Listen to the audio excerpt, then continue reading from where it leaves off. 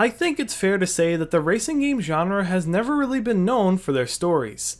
With many lacking a story or in general having a bad one, the genre has been forever cursed with this problem.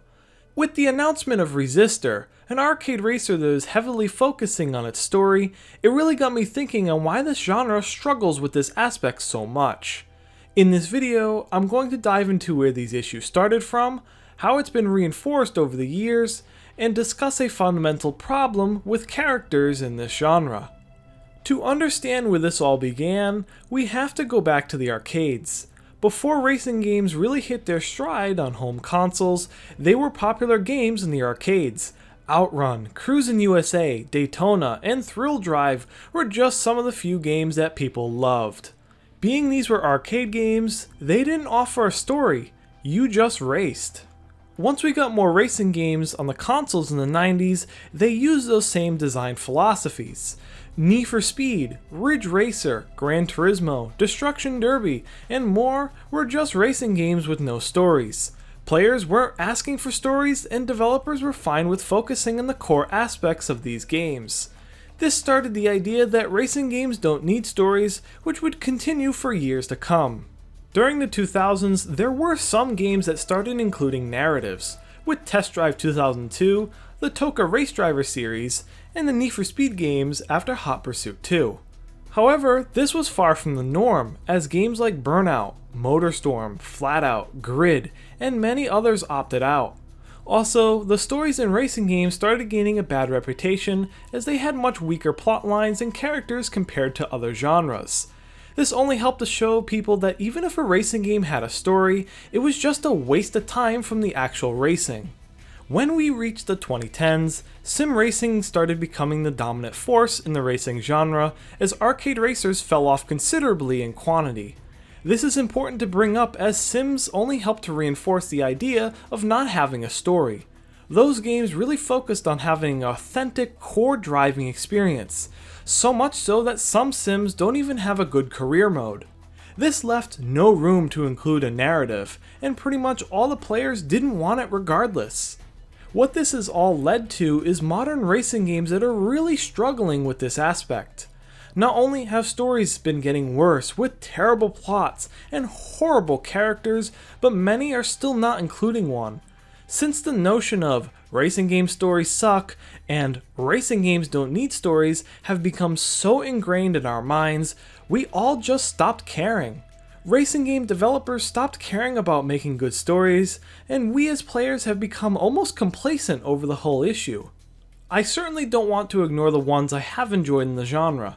I found Grid Legends' narrative rather enjoyable, and Driver San Francisco still has one of the best stories in a racing game. Yet even Driver San Francisco still has not come close to the best stories I've played in other games. Of course, this is due to writing, structure, and characters, but I also believe there is a fundamental problem in this genre. The issue being that the characters of a racing game are not its people, it's the vehicles.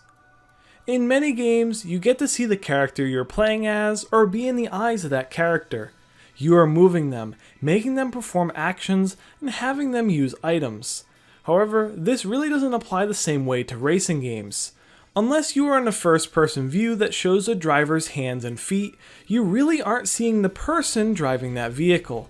Some games don't even have a first-person view, others don't even have a driver in the car, and some even hide the driver's compartment completely. This means you don't get a sense that you are controlling a person who is in turn driving a car. You are the one driving that car. Similar issues can also happen to the other characters in the story. In other genres, you get to see the people around you and directly interact with them. However, in racing games, those characters end up getting stuffed into vehicles for a majority of the time. This means you mainly see the vehicles that these characters drive. Especially if they only drive one or a few cars during the story, you end up connecting more to their car than their actual physical self. These factors mean that the vehicles essentially become the characters, even if the game doesn't have a story. It's what you see, what you interact with, and what you connect to. No better is this seen than with Need for Speed Most Wanted 2005. What is the one main thing that is remembered from that game? It's the BMW M3 GTR. While Cross and Razor are still memorable characters, they do not come close to how influential that one car has become.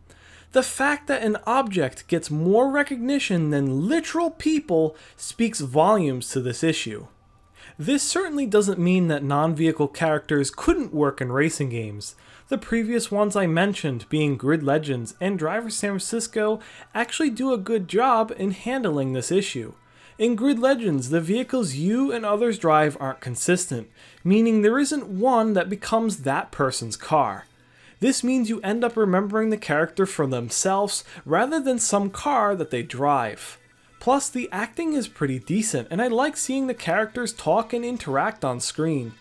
Despite Tanner having his iconic Dodge Challenger in Driver San Francisco, you also spend a lot of time switching between cars, essentially making them more like tools that Tanner is using. Also, when the characters are talking in the story, their faces will pop up in the HUD. This greatly helps to actually see the people instead of just hearing their voice. Lastly, the acting is very good, as I thoroughly enjoyed many of the characters. Both games did a great job balancing the priority between their people and vehicle characters, as neither feels like it takes away from each other. You have likable, solid characters with plenty of great vehicles to use during your playtime. This is what a racing game needs to get right, because no matter how good the people in the story are, the vehicles will always be characters that you can't get rid of. I do want to make it clear that I'm not advocating for every single racing game to have a story. However, the genre would benefit greatly if stories are taken more seriously by developers and players. Currently, we have the old arcade mindset, combining with the sim racing mindset where a racing game should just be that, racing. Then, the games that tried having stories end up falling short, leading to the notion that racing game stories are always terrible. Finally, you have the character problem, where vehicles end up becoming the characters of a racing game. While it's not impossible for a racing game to have a great story, there's a lot of factors working against them. Developers need to start putting better characters and narratives into their racing games. Developers also have to make sure that their characters are not overshadowed by the vehicles in the game. Lastly, we as players have to be more open to stories in racing games instead of quickly writing them all off as unnecessary or bad. Until we get past all of these problems, the genre will continue to struggle with this aspect. This has been Gamer Alex. I hope you enjoyed the video, and have a great day.